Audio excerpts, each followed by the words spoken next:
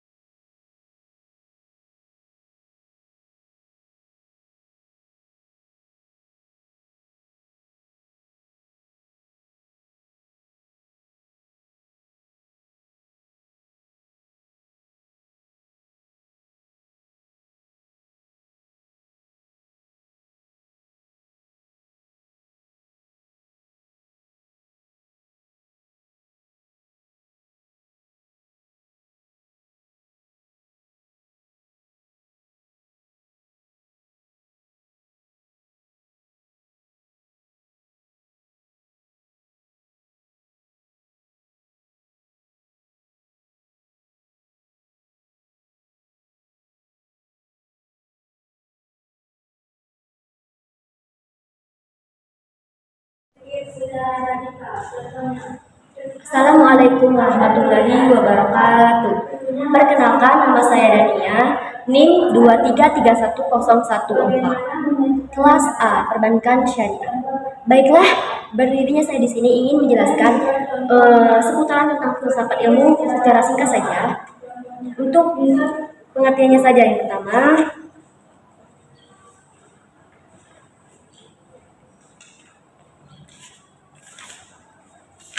filsafat ilmu adalah tentang adanya kebenaran tentang alam semesta. Dan yang pengertian kedua, filsafat ilmu adalah ilmu pengetahuan yang mendasari ilmu bahasa, matematika, dan logika. Contoh filsafat ilmu dalam kehidupan sehari-hari: berpikir kritis, logis, berpikir rasional, dan bertindak bebas tetapi bertanggung jawab. Menurut para ahli, filsafat adalah sekumpulan sikap dan kepercayaan terhadap kehidupan dan alam yang biasanya diterima secara tidak kritis. Ciri-ciri filsafat ada 3, yaitu menyeluruh, mendasar, dan spekulatif. Aspek utama filsafat ilmu: ontologi, epistemologi, dan aksiologi.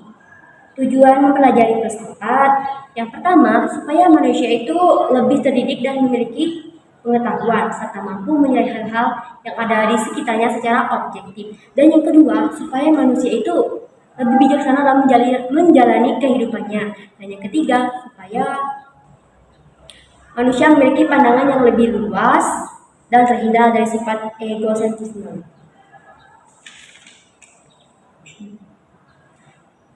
Manusia adalah makhluk mukallaf yang dibebani kewajiban dan tanggung jawab. Dengan akal pikirannya, ia mampu menciptakan kreasi berupa sains dan teknologi. Untuk apa sih manusia diciptakan menurut filsafat? Ya, untuk beribadah kepada Allah Subhanahu wa Ta'ala. Apa yang menjadi latar belakang munculnya filsafat? Karena muncul para pemikir tidak puas dengan jawaban dari pertanyaan yang tidak dapat dibuktikan dengan akal manusia. Perumpamaannya, untuk apa Allah Subhanahu wa Ta'ala menciptakan nyamuk?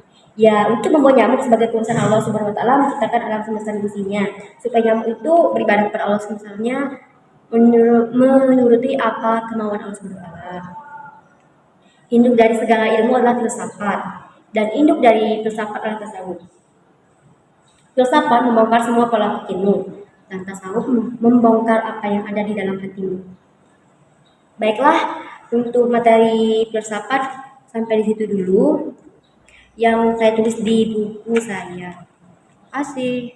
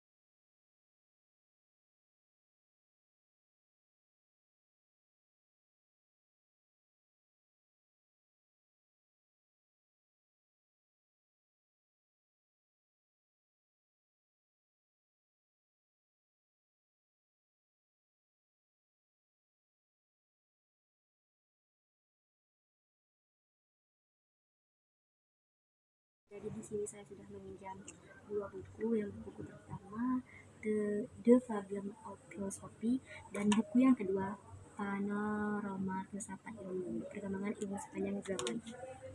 Baiklah, saya akan membacakan buku ini dulu.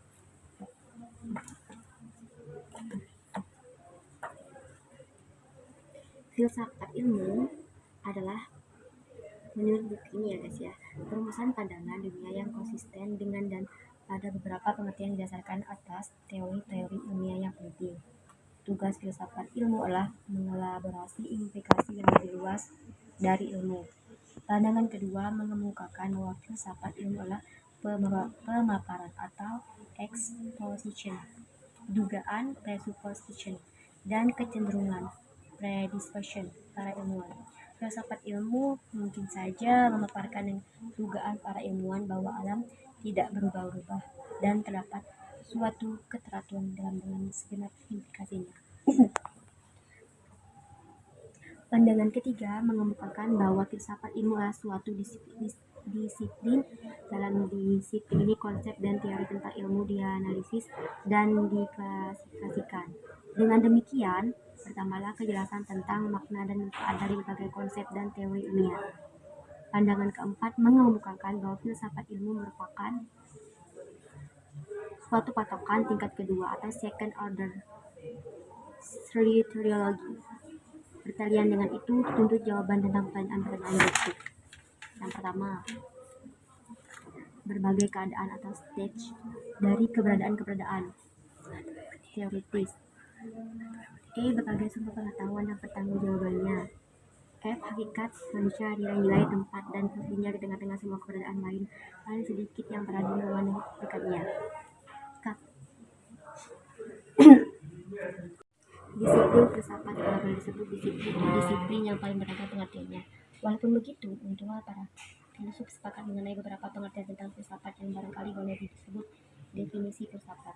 Sejauh ini pengertian yang telah disepakati secara luas mengenai filsafat adalah: 1. Filsafat adalah usaha spekulatif yang rasional, sistematik, dan konseptual untuk memperoleh pengetahuan atau pandangan yang selengkap mungkin mengenai apa yang disebut saintis atau kebenaran.